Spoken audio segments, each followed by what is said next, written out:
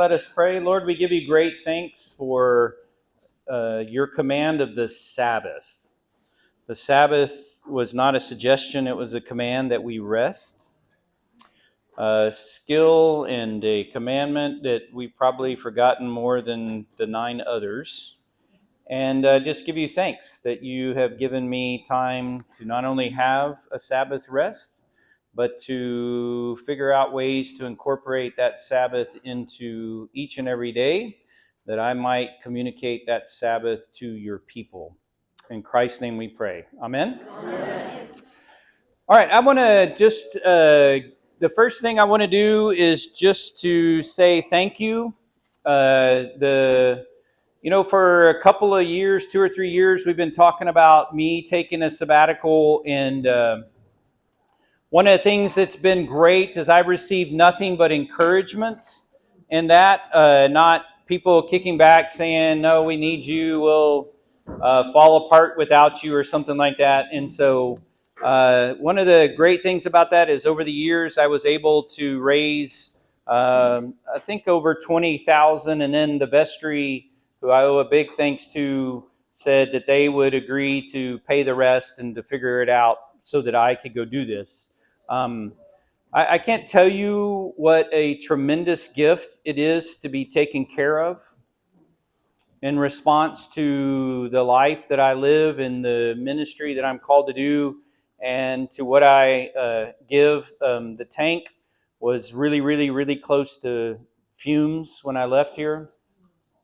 And the time that I've had just has been tremendous. Someone said, "Are you rested?" I was very rested. I'm just in a much better place, not only physically, but also emotionally and spiritually. All of those things happened, and it happened in different ways. And I'll hopefully get to tell you a little bit about that, and then I'll give you some time to ask me questions. I do want to tell you, it is my intent to ease back in, lentamente, which is slowly in Spanish, to ease in slowly, and not just jump and do exactly what I did before. A lot of what I did before, to be honest with you, was to my detriment.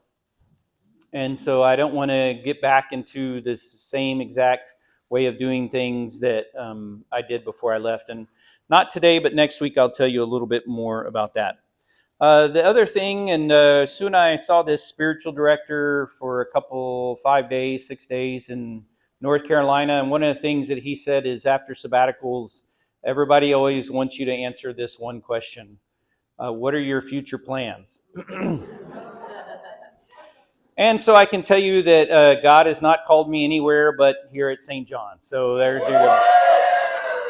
So you're stuck with me for a while, and then I do pray to help us move through this continual, through our building program, through our capital raising that we still have to do, and then when all that's completed and everything, then we'll discern where God's calling us. But to be honest with you, it's always a discernment of where God's calling me, right? There's no, that's always a piece. I was walking yesterday with my friend. Some of y'all might have heard him preach here, Ben Nelson, the Reverend Dr. Ben. And we walked 9 miles almost yesterday, 8.5 miles, and just for a hike and some soul care, friendship. And he and I are both in those last third of our ministry, and you just don't know what God's got for you, and it's just a different place. You're coming to be more tired in the end, not to ramping up, and so it's something new for us that we're working through. But we'll listen to God, and it'll all work out, right? Yes. Also, want to tell you that after seeing probably 20 to 30 churches during the sabbatical, mostly Roman Catholic. It's a good thing that we settled on all our plans before I left. Right. So, man, some of those churches, even these little bitty towns and these little bitty places that are built for the pilgrims along the Camino, you just go in there and you're just like, wow. It's just incredible to do. And that was part of my, that was part of what what I did every day when I was on the Camino. But again, I'm going to do more of the Camino next time. So, all right, let me just to remind you, if you don't know, what I did is after April the 20th, I took 2 weeks of vacation. That was really important for me, just to relax and to start to let go and to do the honeydews that Sue had for me around the house and things like that. Also to really pack, because I was away from my home more than 10 of 12 weeks. So I was gone a lot, and just had to do that. I spent 6 weeks in Costa Rica, was home for about a week, or less than a week actually, and then Sue and I, Mackenzie, went to Barcelona, and then they flew home, and I took a high-speed train over to a town called Pamplona. You might have heard of it, and I walked that trek where the bulls run. That was pretty cool. I met some guys in a train station who were headed to go run with the bulls.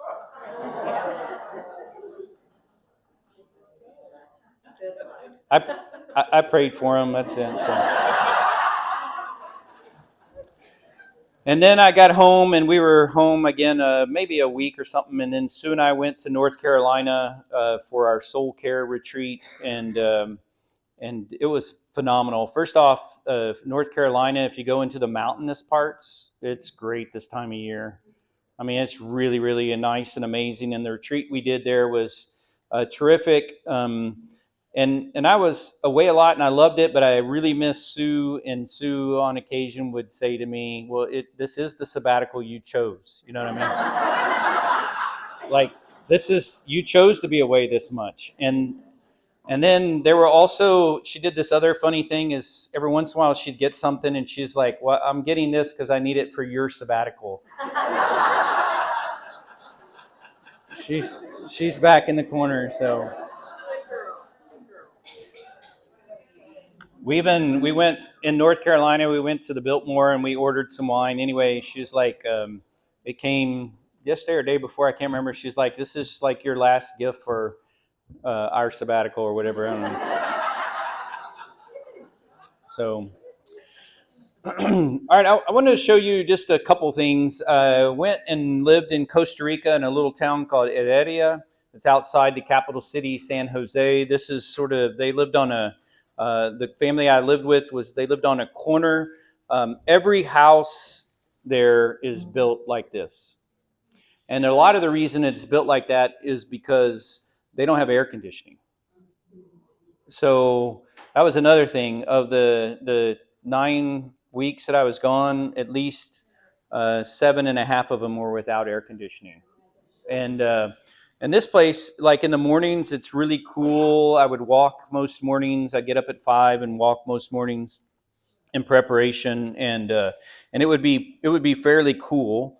That's the front door that you would come in, and I had a picture, but it somehow didn't make it. But there's a chair right here that's a wooden chair, and that became my place where I would sit to pray and do a lot of that. One of our members, Shirley Kabata, gave me this little prayer book called Hour by Hour, and it's really cool. Every day, we are called in the prayer book to pray 4 times a day: morning, noonday, in the early evening, and at the close of the day. And I've never really done that for any extended period. I've done it like for a Lent or things like that. And so I really tried to do this. And so in the mornings I would do it. At noonday I would come do it. In the evening, and then at the close of the day. And it was terrific. It was a really good practice for me to do it. But I lived with, the house wasn't really too terribly big. This is like, I'm standing in the foyer. There's like a little couch in the living area. Marcella, she doesn't even know I'm taking her picture, obviously. And then we would eat here, and then that's this little kitchen. And it wasn't really a really like some big place. I did have a full-size bed, but literally you can barely walk around here. You can barely walk around here. It was a pretty small space, but it was perfect for me.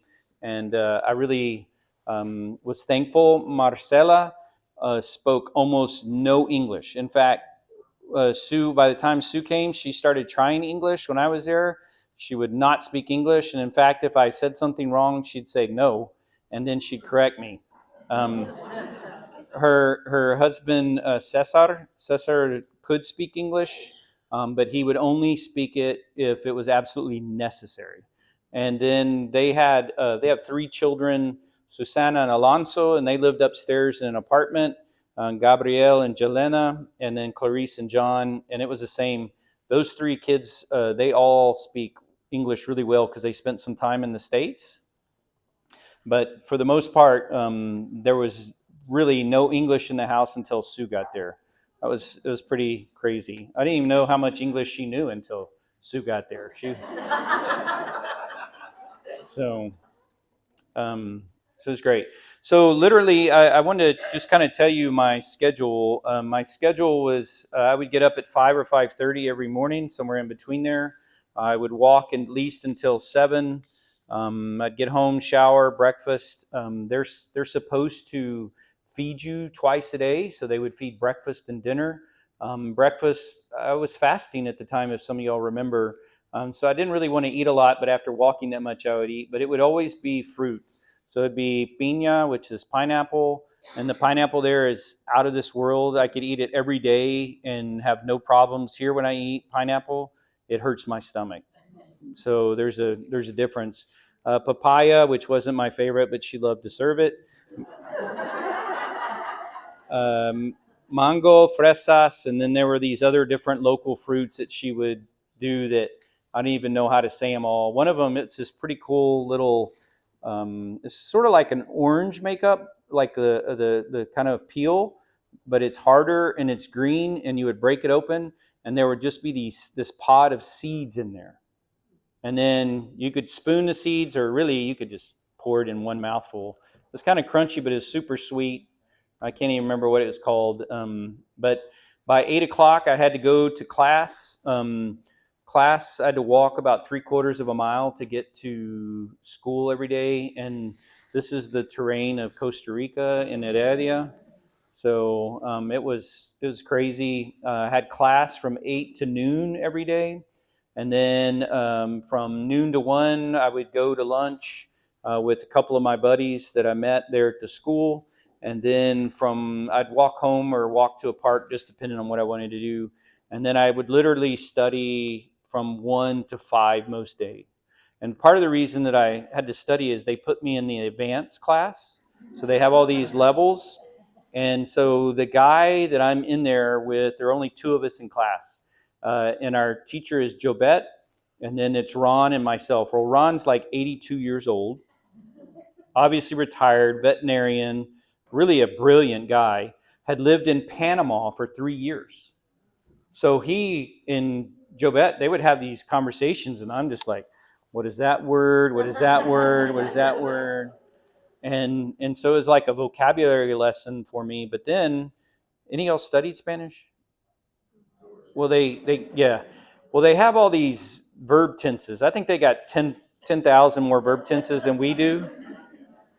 And, with every verb tense, there's a different ending on your stem of your verb. And then there are all these irregular verbs, and you got to do it. Well, in 14 days of class, Jobette gave us 9 tenses.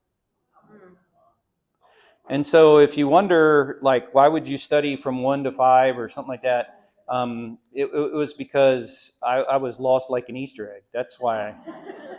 And every day I wanted to, at least once a week I thought, I'm going home. I'm quitting. And then I talked to this guy. We had this community meal, and he was from Arizona, and it was one of his last days, and we were having lunch, and I was saying, man, every week I hit a wall. Like I just smack into this wall, and it's like I don't think I can do another word in Spanish ever again in my life. And he said, "Oh yeah, Rip, everybody does it. It's pretty much what we all do here. It's just not easy to do that." And and so some days when I needed a break, I would read. One of our members, Hallie Snyder, gave this to me. Theo of Golden. Have any of y'all read this book? If you haven't, you should read it. It's really, really a great book. It's so good that my friend Scott Brown, that's the headmaster or the president at TMI, had the staff read it. It's really about treasuring people and the way you treasure people. And I, I, I just want to, I only have one sermon, right? What's my sermon? Anybody know what it's on? Love. It's on love. So this is what Theo says. And by the way, if you don't know, um, in Greek, do you know what Theo means? It means God. And I promise you, the author of this book, Alan Levi, he didn't pick Theodore is the guy's name, but he didn't pick Theo on accident when you read this book. But here's what Theo says. He has this great little conversation with one of the people in his town, Golden, Georgia, that he's met and become friends with. But this is a quote that I wrote down. For anything to be good, truly good, there must be love in it. There must be love for the gift itself, love for the subject being depicted or the story being told, and love for the audience. Whether it is sculpture, farming, teaching, lawmaking, medicine, music, or raising a child. If love is not in it, at the very heart of it, it might be skillful, marketable, or popular, but I doubt that it is truly good. Nothing is what it's supposed to be if love is not at the core. And his friend says to him, well, how do you know if something has love in it? And Theo says, I'm not sure I know the answer, but God does. Isn't that beautiful? I just thought of that, and I thought about this church a lot. And one of the things that I did in my daily life is I prayed in my prayer book, and one of the things that I did in each day is I had this little note sheet, and so Padre Nuestro, I put the Lord's Prayer in there, and then I had all these little prayers that I would do every day for my family. I prayed each and every day for St. John's and all of you all. Prayed each day for the staff, for my, I call them my boys. These are all my good friends that I have. For our diocese and all the churches and the clergy of our diocese. For my Tico family. My prayer buddy is Lucia. So I prayed for Lucia back there every day. And then as I got going, I met all these people on the Camino.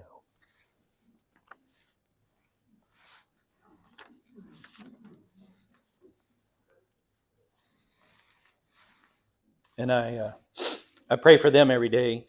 And it's fun. One of the young ladies, her name is Solène, and she's in her 30s. And it's pretty amazing on the Camino. You get to have conversations, and they go deep like that. It's like being at a Cursillo or some church event. And anyway, Solène got home to Paris yesterday, and she's like, Ripp. Everybody calls me Ripp. It seems like my name in Spanish or French, it's Ripp. It's not Rip.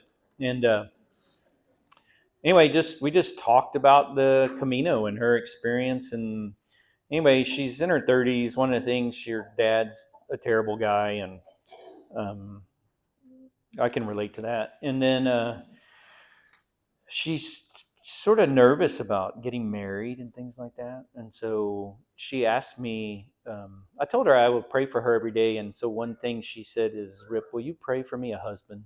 Isn't that cool? And so we talked about, she really liked this guy Jarl, who's from Denmark, and we talked about Jarl. He's a great guy. He's a little crazy. I love him. He also called me. He finished the Camino, and he's standing in Santiago at the cathedral there, and he's called me crying. I mean, it's just it's this beautiful thing that Costa Rica started to show you, is how many beautiful people there are around the world. And when we stay stuck here, whether it's because of our own choice or our finances or whatever it is, we miss out. we miss out seeing the beauty that God has created, and the language. And I mean, it was so fun to be able. By the time Sue got there, we could go into a store, and then I could help her navigate whatever it is she wanted to buy.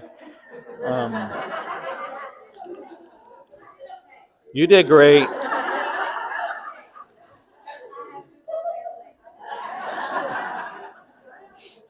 She said I had Google Translate. She did okay, but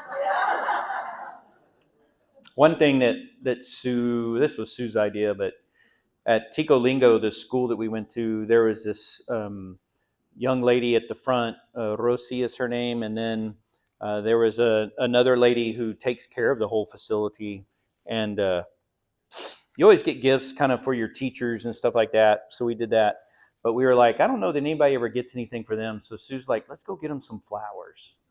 So we went down. There's a great little flower shop, and this mom and daughter do it. And anyway, we were in there, and it's the 5th of 6, or the last week, 6 of 6 weeks, and I'm in there.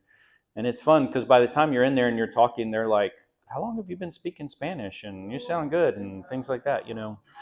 Um, I became friends with the owner.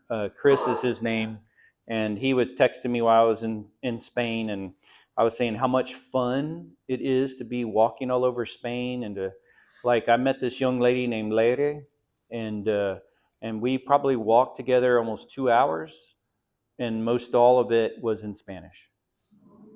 And to be able to visit and hear about her life, and again another crazy father in her life, and and so Chris said to me, Rip, does it feel like a superpower being able to speak another language like that? I said, it does. It does. Just give me a cape with an S on it in Spanish. Um, so it's great. Well, I would study. Dinner was about 6:30, and then in the evenings I would study a little bit more. Or sometimes I'd watch a show on Netflix, and then I would read Theo of Golden.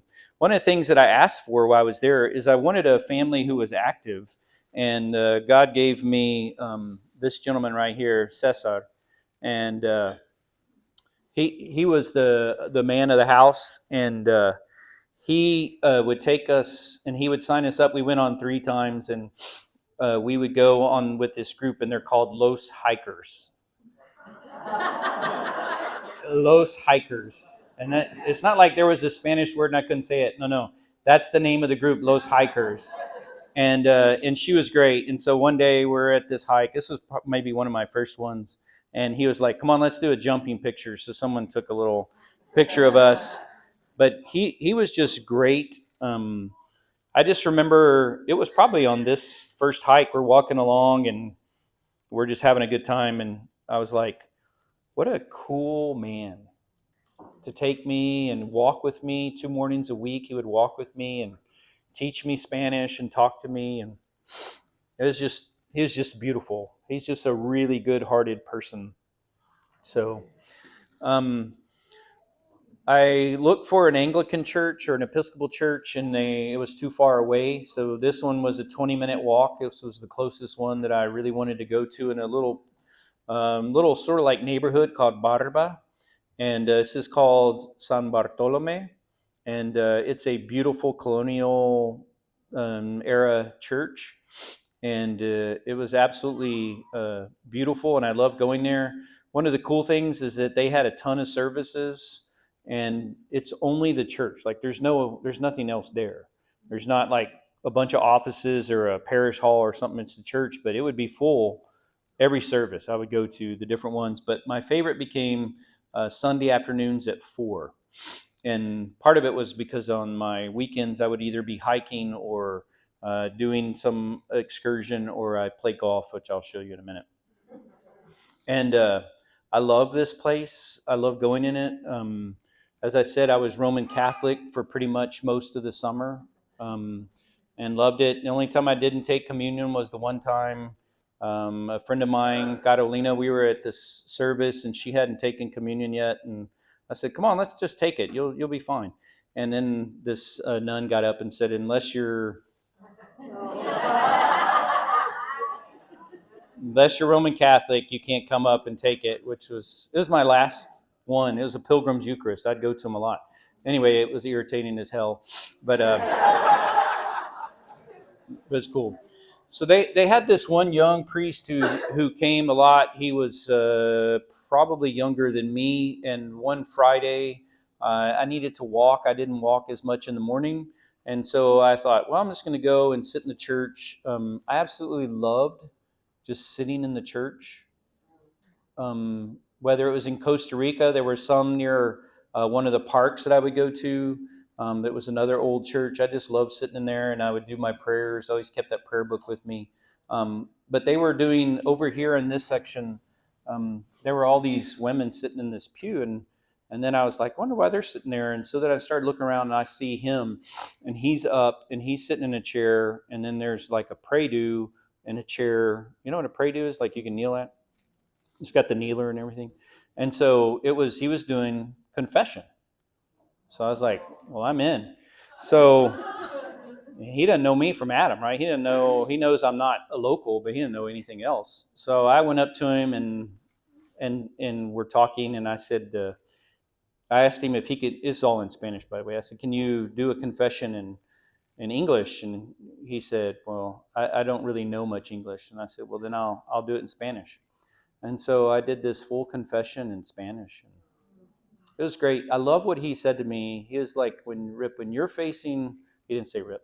He said, when you're facing temptation, remember to call upon the resurrection power of Christ in your life. Isn't that beautiful? And I love that he didn't like try harder or do something like that. He was like, there's this power because Christ is risen that is in you. Call upon it. I'll never forget that. And so it was a really beautiful opportunity for me to do a confession and tell him all the terrible things that I do in my life. Y'all want to know him? You'll have to go ask that priest. So, and he'll never tell. So this is my friend Drya. We weren't in the same class, but you get to know the people in your school because of breaks and things like that. She worked as a civil servant for the military for many years, retired. She has 2 children, but she hardly ever sees them because their lives are busy. And she's like, they live in Florida. It's not that far away, so she literally moved to Costa Rica. And is studying Spanish and is teaching English. And one day she found out that I can play golf, and so we decided to go play golf. So this is Valle de Sol, or Valley of the Sun, and you can see you have the mountains in the background. That's what you have all the time in Heredia. I mean, it's just beautiful there, and the temperature is great, and it rained almost every day. At some days there would be these torrential rains that the alarms would be going off on the river, you know what I mean, that kind of rain. And then you'd go outside an hour later and it's so hilly there's no puddles anywhere. I mean, it's just amazing how much rain they got. And you came to love the rain because it meant it was going to not be a hot afternoon, and so you would love it. And so it was beautiful. Anyway, we play golf. I think I shot in the low 80s with borrowed clubs. If those of you who know, there's regular and stiff shafts in Valle de Sol, even though it wasn't a country club. They actually gave me stiff shafts for my play. It was a much better thing. Anyway, and then Drya and I meet this couple from Oklahoma who live down there part of the year, and we hung out with them as well for that deal. I went. Yeah, it is a sloth. So in Spanish, they're called perezosos, which means lazy. But that's what they call sloths, is perezosos, and it's pretty cool. I don't think that other picture was in there. No, but it's kind of. I went to this park called Manuel Antonio, which is one of the most famous parks there, and it was brutally hot. I had I think I took them out. I had some pictures of the beach. I went in the water. I expected it was, Pacific water. I thought it'd be cool. It was like the 80-degree bath water that we have here at Port Aransas. So it was kind of crazy. But and then this is so Sue saved my life because by that 6th week I was so ready to quit. I mean, I really was exhausted from 5 straight weeks of Spanish. But when Sue got there, all of a sudden it brought so much joy to me. And that was we always made our kids take pictures of their first day of school. So that was our first day of school together, and we didn't get to do many excursions because she was only there for. She came in on Saturday. We flew out on Saturday, and we did that. But one of the things that we got to do is you got to go make empanadas, and those are de piña, which means pineapple, and those were delicious. And this chef, it's her little restaurant, and she sat there and just visited with us, and we just had a great time making the empanadas together, and and it was just fun to show Sue around and walk her around and take her to places, and it was just a beautiful thing. So, all right. I just wanted to show you real quick. We went to Barcelona, and if you don't know that, that's a cathedral called Sagrada Familia, made by the famous architect Gaudí, and it was so. First off, it's just absolutely stunning. It's so stunning that we would get off this subway. We use the sub a lot. We get off the subway, and everybody, you're kind of walking this way, and then you're kind of trying to get your orientation. You turn around, and all of a sudden it's there. And all these people, you would just see them, I mean, just person after person go, wow, just like you guys did a minute ago. And I took this picture. This is from a hillside just to kind of give you some perspective of the size and height of it. And they advertised that it was finished because they finished the Christ spire. But you can see on that picture there's cranes still, and there's a whole side on that side. They haven't even started yet. But I love what Gaudí said. You know what he said about doing this massive construction project? He said to people when they're like, you're never going to be able to do this, and you're not going to get it done, and all this stuff. He said, my client is not in a hurry. Isn't that great? Think about that in our own lives, how much we're racing, especially in this culture. We're racing and we're trying to we got to get all this stuff done and everything. And he had, and there's a good chance, I don't know if you know this, there's a good chance he was autistic. That's the wide belief when you never married, live this solitary life, super, super focused, hyper focused on things. Not an easy person necessarily to work with in groups and people like that. And so there was a good chance he was. But when you go, if you ever get to go see this thing, it is absolutely incredible. This was interesting. I just did this. Christopher Columbus, when he finished discovering whatever the New World, he came back to Barcelona. Did y'all know that? I did not know that. Anyway, that's a statue pointing the wrong direction. It's not pointing towards. They oriented it for the square, not that. We had.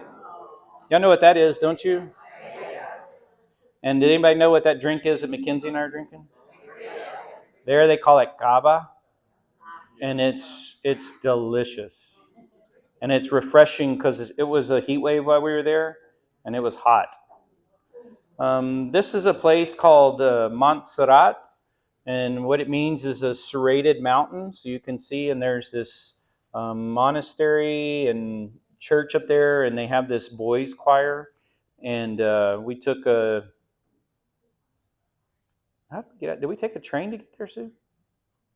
Yeah, we took a train to get there, and then we took this really fun tram train up that almost made Sue have a heart attack because of the heights and stuff like that. But they have these boys that go to school there during the week, and they sing every day. at 1 o'clock. And again, here's the cool thing about those boys. One of the things that they say is they never come into the church to sing for all of us who paid to be there. They come to glorify God and to glorify Mary. And there's this statue and a legend of her there, and she showed up, and she's beautiful. And it's kind of interesting. There's a legend also in Costa Rica, and there and in those places, Mary is black, like black toned skin and everything. And in fact, in Costa Rica, she's called La Negrita, is what they nickname her. Anyway, I have a couple of those that I carried with me everywhere I went there. Um, anyway, it's a beautiful place.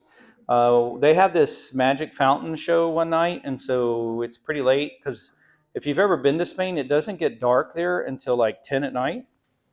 It's crazy. And anyway, and then that's not lights, that's actually sunlight coming through the stained glass windows inside Sagrada Familia. And we have a ton of pictures, but I just wanted to show you that. So, okay. All right, I talked longer than I wanted to.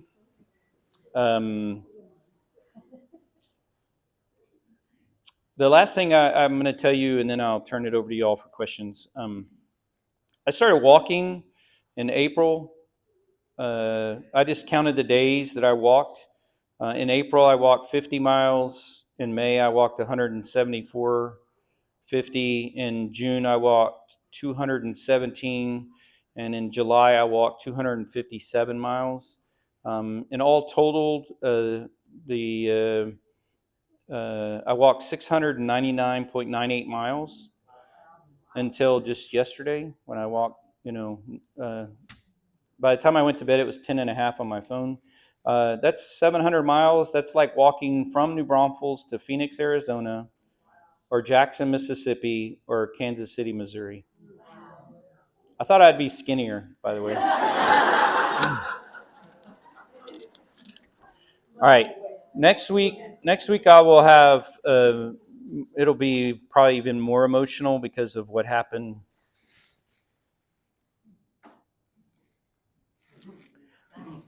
on the Camino and at our retreat.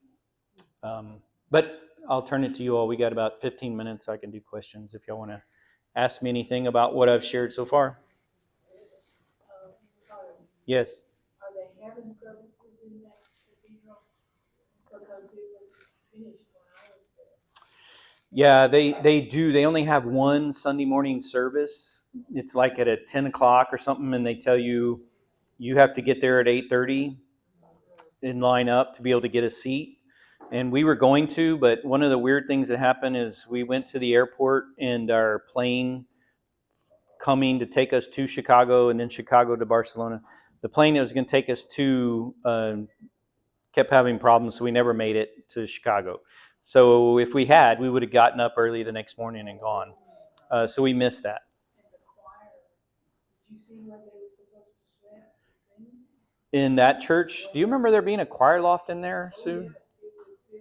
They were starting to build it, and it's way up high. You think about their place. Yeah, I'll do some more pictures of it. I'll look at it and see. But no, but you know, one of the great things about it is they had this chapel, and they would tell you the only way you could go into this chapel that was around the back. Most of those Catholic churches have chapels around them, and so there was a prayer chapel, and there's a guard, this lady that's security, and she's like, the only way you can go in there is if you're actually going to pray, and you can't pull your phone out or we will kick you out. Like there's no pictures. And so I got to go in there and pray in the Sagrada Familia. So it was phenomenal. So Joanne? Well, I've known you ever since you've been here. Yeah, it's more than 17 years now. Lived my life too with me and my husband, and there was just a presence on you when I walked up this morning. There was a calmness that just kind of flowed through you, and it just shows that the Lord has touched you. Thanks, Joanne. I didn't mean to get. I would have never guessed I would have gotten emotional today. I have been emotional a lot since the end of the Camino and our trip in North Carolina. But so, thank you, Lynn. You've come back a new man, Yeah. but you've come back to the old job, the old issues, the old problems. How do you maintain all of that joy that you Mm-hmm. got during this time? That's a great question, and it's the key question that our spiritual director in North Carolina worked on. And so he uh, he challenged me and then Sue to some degree as well. Like how does Sabbatical Rip continue forever? Um, and how do you nurture your soul? And so it was a lot about soul care. And so we spent a lot of time talking about what are the things that I need to do that nurture my soul and what steals life from me. And in many ways, the way I worked before, um, uh, I gave everything I had here and to my detriment, my physical, mental, and spiritual detriment. And so there has to be some changes. The hard part in terms of the answer is that I don't know all the answers yet because literally we got back from North Carolina on Tuesday. And so there's some things that I need to do. And so, like, one of those things that he really said that I need to do is some personal therapy. So I'm going to do some of that. And we talked about some of that. Spiritual director, and so working on that. One of the things that brings me life, and he would kind of get us to ask this question: what does my soul need today? And one of the things that is really really important for me is outdoors. Outdoors is a really really important thing, and I love what he said. He said, there's all kinds of research that says. The people who spend time outdoors tend to be much healthier than those who hardly ever venture outdoors. And um, so it's kind of interesting. I suffered a lot of lack of energy in the months leading up to, well, probably the last year or so. And I did a lot of work with a physician to try and figure out why I didn't have energy. And it wasn't a medical issue. It was a soul issue. And so going in like with my friend Ben Nelson and walking 8.5 miles up here at Purgatory Creek in San Marcos, and that seems like a long ways, but I'm fine. That's just nothing but joy. And and then it was really cool. Sue and I were talking last night, and she said, Benzer has become your soul friend. And I said, what's funny about that? And she goes, what? I said, he said it on the way. And so one of our goals for the two of us is to try and figure out at least once a month to go do that for both of us. So there are just different things like that I have to do. I've begun to think about some things that I will change in the office and do. Just to give you another example, sometimes I would allow Jenny to just continue to fill up every slot in my calendar with pastoral care. And now I'm going to have to share that better with Father Matthew and Reverend Riva. We're going to have to do that together. And if I give the amount of access that I gave to myself before, especially at this size church, it just will kill me. So I just can't do it. So I have to figure those things out. And my hope, this guy's name that I went to be with, his name is Stephen W. Smith. And Sue and I adore him. And if you met him, which I hope maybe one day you would get to, you would adore him. He's just this big old guy, and he's kind and gentle. And anyway, he's someone that I hope for the rest of my life and the rest of his life we'll be friends and work together. So, does that help? Paula? I remember a time, and I think you had like 3 deaths in a row. Oh, yeah. We at church all depended on you all the time.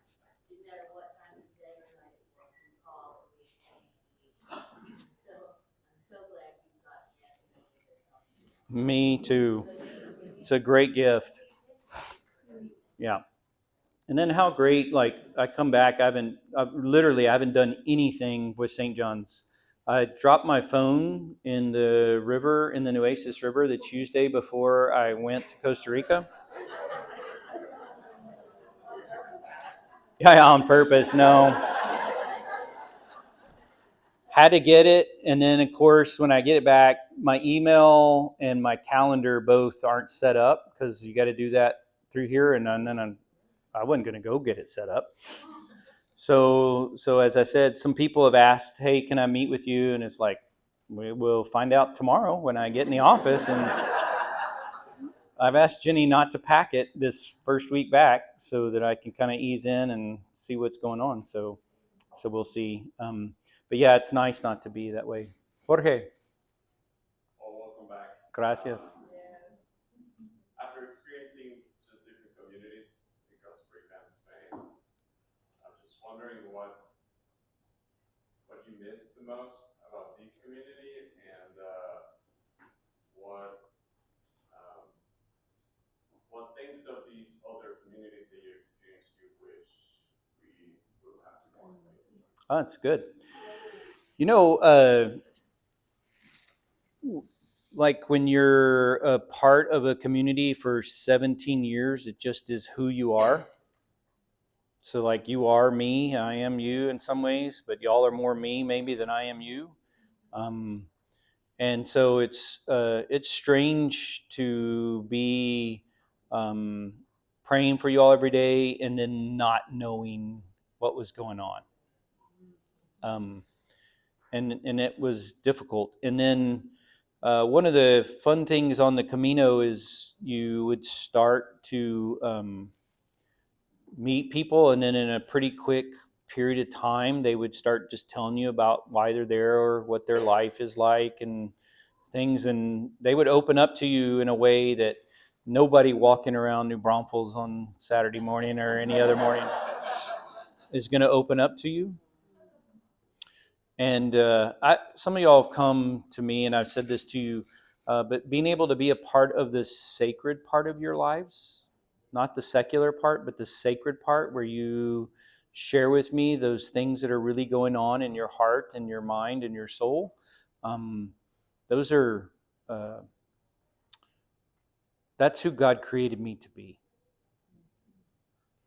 And so the friendships that I made and the people who I still talk to and things, it was great. I met this one young guy. His name's Luke.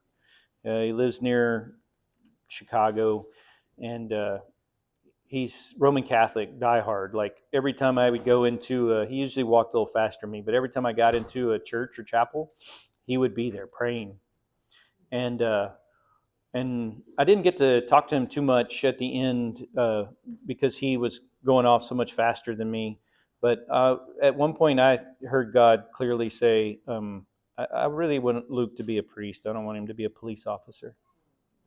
And so I got to say a little bit of that to Luke, but he and I exchanged numbers. And one day he's like, "Hey, Rip, can we take a selfie?" And I go, "Yeah, sure." And he goes, "My mom wants to know who the priest is that's talking to me about all these things in my life." I thought that's pretty cool. And so he and I will keep texting and you just being a part of sacredness. And the cool thing is the Sagrada Familia teaches you that. Like the Sagrada Familia reminded me of the Tower of Babel. If you remember the story of the Tower of Babel, they're around this huge tower. They all speak the same language, and then God confuses the languages, and they speak all these different ones, right? Well, the Sagrada Familia is not a for many people. I really don't think it's a spiritual journey. I think it's more like this architectural marvel that you get to look at.